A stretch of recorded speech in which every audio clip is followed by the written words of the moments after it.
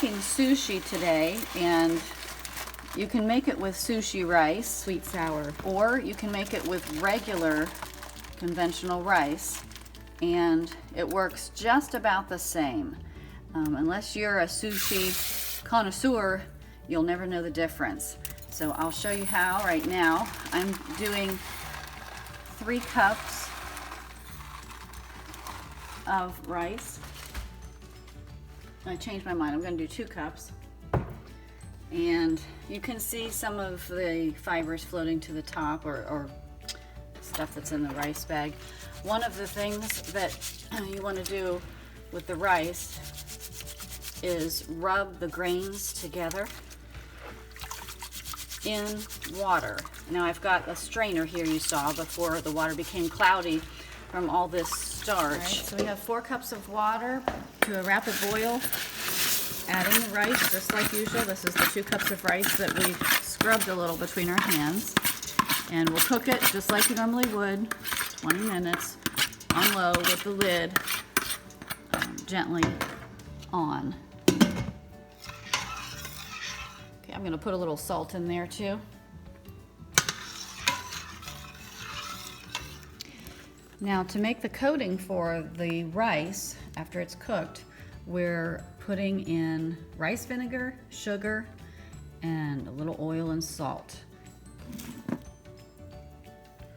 So here's 1/2 cup of rice vinegar, 1/4 cup of sugar, a tablespoon of oil, and 1 teaspoon salt.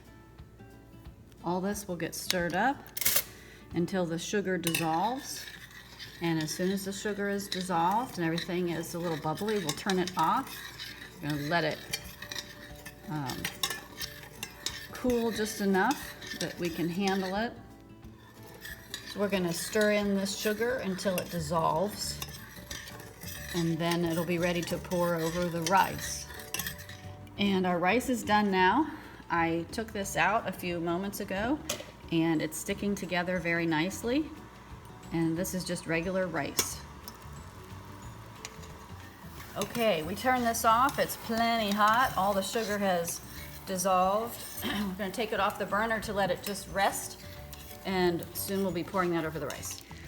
And now that this rice is thoroughly cooked, we're transferring it into another bowl, because you can tell this is steaming hot, which is fine to cook rice, but to put on our sushi vinegar sweet dressing on the rice, we need it to cool off a bit. And I'm making a hole in the middle just to let it cool off a little bit faster. In the winter, we can take this outside to let it cool quickly, but it won't take long, and we'll be able to pour that dressing over as it cools. Next is to slice up the vegetables that are going to go into the center of the sushi roll. So we need just very skinny slivers, and we're going to leave the green peeling on the cucumber so it looks more colorful. So we've peeled this carrot so it will look pretty, bright and pretty, and we will slice it thinly to fit inside.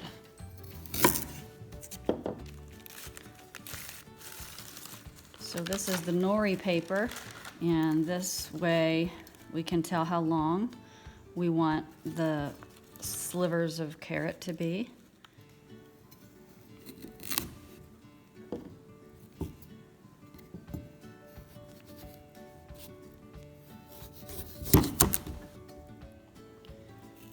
Okay, these slices of carrot are going to be very thin, a lot thinner than you would cut for a snack. These are going to go in the center, and we don't want the rice to fall apart because there's so much carrot that the rice can't connect on either side of it. So we have our carrot slices ready to go. We can do more if we need to. And now we need to do the same thing to the cucumber, except in a cucumber, remember, you have seeds. So in this case, we definitely want to get rid of the seeds. You don't want any seeds in sushi. It just wouldn't be right. So we are leaving the peeling on. And once we can see the seeds, then we'll scoop them out with a spoon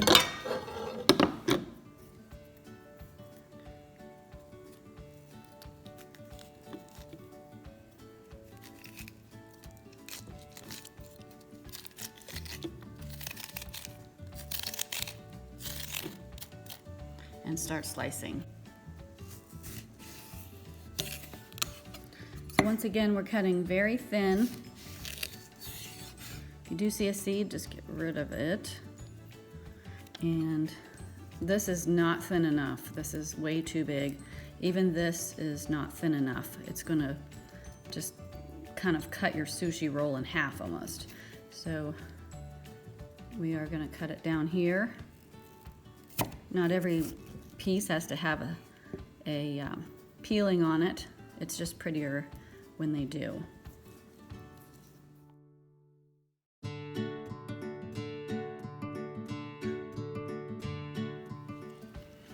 So here's our skinny little pieces of cucumber. And now we need our rice to go on our paper. So let's go back and check. Okay, our rice is still very, very warm, but it's not steaming hot anymore. And this solution is still nice and warm, but it's not steaming anymore. So now we pour that over the rice, drizzling it on as we're stirring, and that is going to help make the rice even more sticky and have that signature sushi sweet sour flavoring. Keep stirring, and authentically you would have someone fanning this as well while you're mixing it in.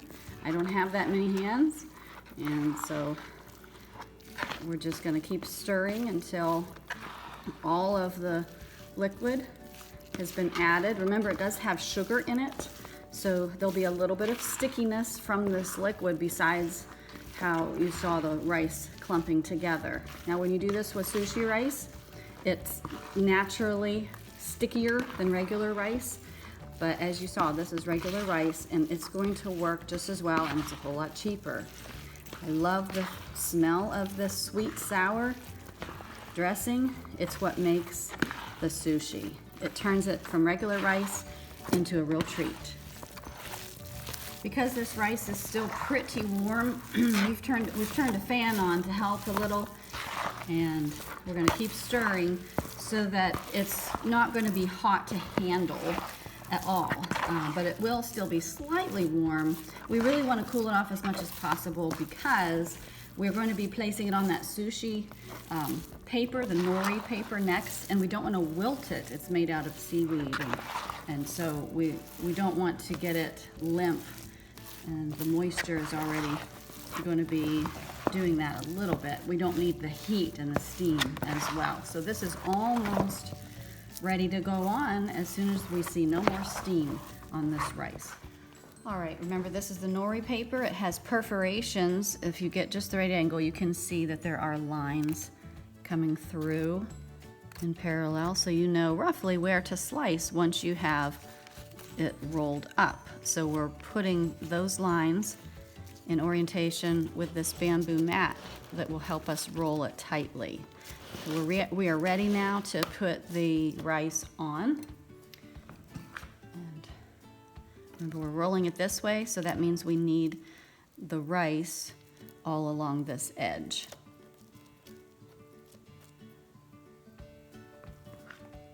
You really don't need very much at the beginning. What we're doing is we're spreading it back after we get enough at the front. You can see how well that's sticking. We're not going to have any problem with the rice falling apart.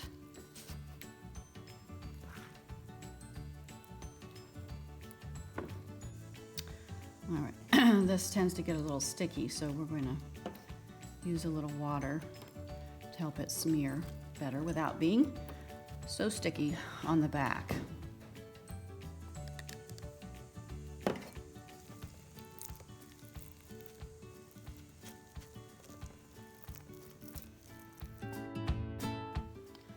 All right, now it's time to put on one of these cucumbers, one of these carrots.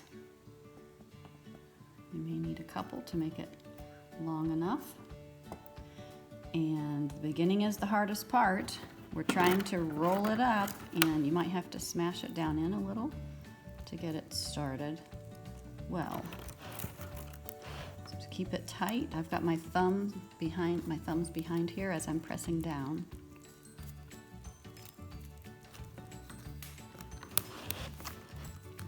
Slowly rolling it forward. Now I'll be able to start to use my hands if I need to.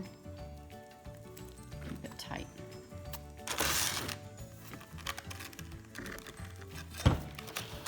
Okay, now we've got a nice roll. Now what I didn't do yet that can help is if there are places where it's not sticking, which there usually are, you can just dip your finger in a little water and run a few drops right there. And when you roll it again, it's going to stick like glue. I usually do that before I roll it, put a little line of water on that last edge to make sure that you have a very nice seal, and then you barely even see where the wrap begins and ends. So we're ready to cut it now into the slices that will look something like this. All right, so I have a collection of knives here, and I don't know which one is going to work best for slicing this sushi. Maybe you have a knife that's always sharp all the time, never needs sharpened, never gets dull. I don't have one of those. So it usually is a process of elimination here to see what knife is going to work best. So let's start slicing. All right. The first one is not going to be very pretty because nothing is lined up on the end, but it'll still be delicious. And that knife worked pretty well with the serration. You can see it's not very smooth on that side, but it'll still taste good, and it looks beautiful on the other side. That's going to be our taste test. And you can slice these wherever you want.